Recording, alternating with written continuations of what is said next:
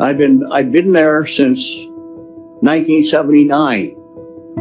I have 0.65 of an acre. I ran a business out of there. I built a house there, a shop there, my family there. And now you're telling me that I can't have what I have on that property? Are you freaking kidding me? My grandfather would curl up in his grave. I hope you can judge the temperature in the room. We've all read the Facebook comments and it's warm, buddy. It's warm. Anybody want to start first? How long you guys have known about, well, actually Alex said 2012, you already knew that you cannot have a home-based business unless you're 5 acres or more. But I had an accepted application. I had surveys done. I paid all my fees and all that stuff. I just want to know how long you guys have known about this before you drug me through the mud for like 20 months to get a public hearing. And when you already knew that you were going to deny my application. Sure, I'd be happy to expand on that. Thank you, Brett. Just to clarify, home-based businesses, we have it categorized as home occupations, which have always been permitted and permitted within the home. And then we have home industry, which is a new opportunity that has been introduced as a part of the zoning bylaw review project. And so that, I can give a bit of context and history, I guess, on how we got to this point. It's a project that we've been working on for many years now. I know that many of you have been involved in the meetings we've had in the past and have had a chance to build on that. So initial work on the zoning bylaw review project really began in 2015 and 2016 with open houses and APC meetings and initial engagement with the public and First Nations at that time. Since 2019, staff have had a number of opportunities to engage with the public and have been actively working on this project. There's been numerous open houses, the most recent of which were held in spring 2022 in the Cherry Creek Hall as well as online, and we've also had numerous advisory planning commission meetings. The most recent of which again was held in June 2022 with the Cherry Creek APC. So it's not something that has come out of nowhere. Home industry uses, for example, were introduced into the Alberni Valley OCPs when they were developed in 2012 to 2014. That has been an idea that the board has been expanding on since that time, and now we're finally at the stage where the regional district can introduce that as I mentioned, as a new opportunity in the draft zoning bylaw. So that's a long-winded answer, but it's not something that we've taken lightly, I guess. I feel like it didn't really answer the question, but it basically, if you guys knew that you couldn't have a home-based industry like on less than 5 acres, why are you accepting applications for people who have less than 5 acres shooting for home business rezoning? Anybody can make that application, and the regional district will process it and will consider your application. In your case, that's what's happening. I haven't thoroughly read over all of this because it's like a whole lot of ACRD jargon. You kind of got to work here to understand it all, but there's a few things that I picked up that probably are a big concern to most people. Most people out here own a side-by-side or two, own a quad or two, own a boat or two. And a lot of these things that you guys are proposing is that somebody can't have 2 boats on their property. Well, many of us have a lake life and an ocean life because we go to the lake and we have lake boats and we have ocean boats because we fish. So how are you guys gonna enforce people that have lived that lifestyle for their whole life living here? Are you going to tell them they have to sell one of their boats? Or they're going to have to sell one of the recreational vehicles? Or how does that work?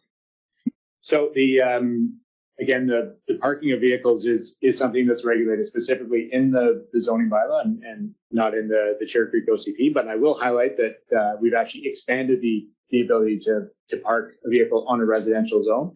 right now, the current ACRD zoning bylaw, which was adopted, been in place since the 70s, requires a maximum of 1 boat and 1 trailer and 1 RV. And what the draft 2023 zoning bylaw would allow you to do is any 4 of those 3 things. So if you have 4 boats, you can. Okay, I just want to finish because a lot of other people are going to speak, obviously. So I just want to say that I'm totally against your guys' updating of this OCD or the zoning, whatever this is. I don't agree with most of what I read, and I think it affects a lot of people, especially in the Cherry Creek, because we're on the foot of the Beaufort, and we all quad, we all boat, we all fish, we all go out in the bush. I think this is not a good thing. Thanks. I have, Sorry. I've been living in my residence, built my. Hold on, Cliff. I've been there since 1979. I have 0.65 of an acre.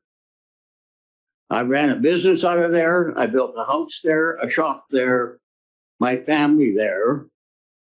And now you're telling me that I can't have what I have on that property? Are you freaking kidding me? This is a goddamn joke.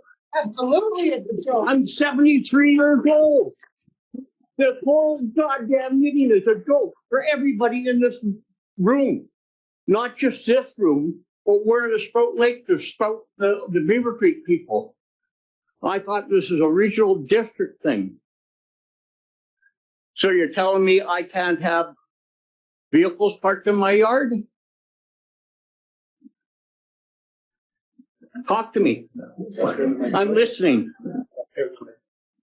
Thank you, Cliff. I mean, as I mentioned before, the draft zoning bylaw has regulations that are proposed that deal with parking, and they're more permissive.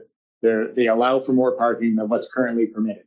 And in terms of home-based businesses, home occupations within the home have always been permitted in the zoning bylaw, and that is remaining in place and is expanding to allow for home occupations within a detached outbuilding or within a secondary home if you have that on your property.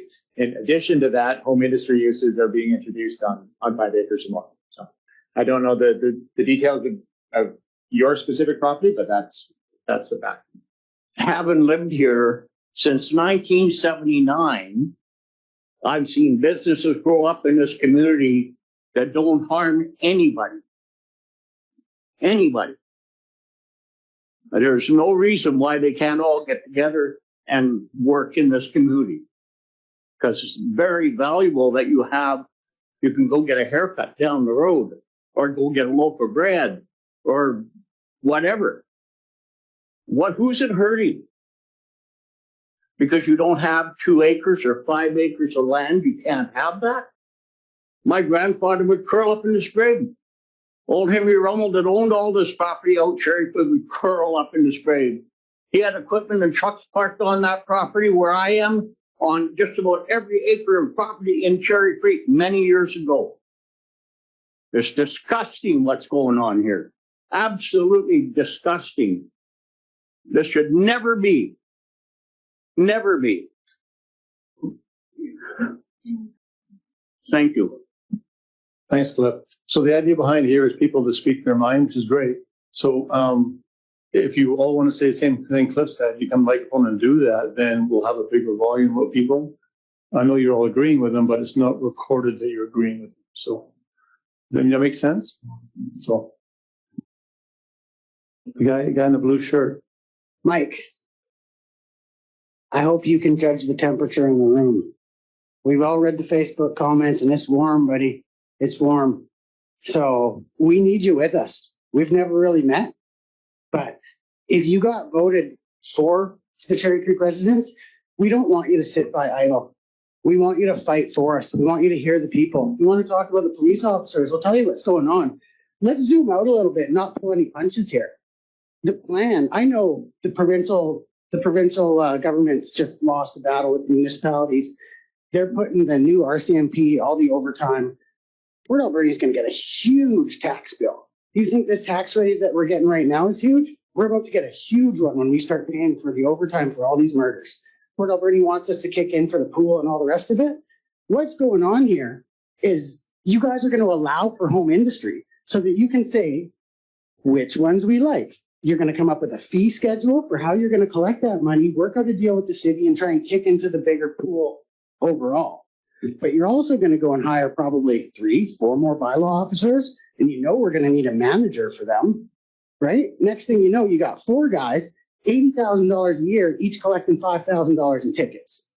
Now, I can't run my house like that, right? I can't just spend your money because it doesn't exist. But this seems to be what the government's doing. I don't know if anybody here is here because we just love the HCRD and this new OCP. Frankly, if I got voted in and somebody put that on my desk, we don't need to read it. You want to amend some wording for like a high watermark? That's fine. You want to tell people they can't fix my Jeep? It's junk, right? So what's going to happen? We're going to build houses, we're going to run businesses, and we're going to end up paying your $150 a month fine or whatever it is. Like, it's super easy, super simple. Nobody wants it. If you're here for the people, just vote it down. It's not a hard thing. You don't have to be. You do not have to be the smartest guy in the room to see that you guys put a couple ads in the paper, a couple of sandwich boards. I found out because somebody did it on Facebook. It's 2023. You can't comment online. You can't really get in touch with anybody. You guys get paid to come up with what you're going to say. The rest of us, we work all day and sometimes on Saturday. We got to come here, decipher this crap, and try and figure out how to just be regular people. I am not in support of this. It's clearly the easiest thing to just be like, this is junk. We're wasting everybody's time.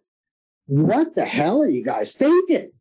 Seriously, like, I don't know how bad you got to just beat the table here to get it through everybody's head. I feel bad for Brett because I watched that whole process. I really think Brett should be dealing with Ackerman law over in Vancouver over municipal liabilities because the regional district is seriously pushing some very, very close things by taking people's money, knowing that it falls under commercial, right? And you guys do not currently allow for commercial businesses. So I just don't even know how you guys have rounded up this many people. Millions and millions of dollars in property owners are here. Not a, is anybody here because you're in support of what's going on? I don't think so. This is unanimous. Shut this down. Good. Well, thank you for that. And people have said, what is my job here, right? My job is to listen right now. I don't have a feeling about this until you tell me what my feeling is and what my direction is. That's why we're here tonight. It's exactly why we're here. So the reason, okay, yes. So what we have to do is get more people to speak so we have volume on paper. That's what we're doing here. And then at the end of the night, I'll know exactly what you guys want and I will push for what you want. But before that, I can't. Nobody said anything. They pass it up. It goes to the table and nobody gives these people a reason.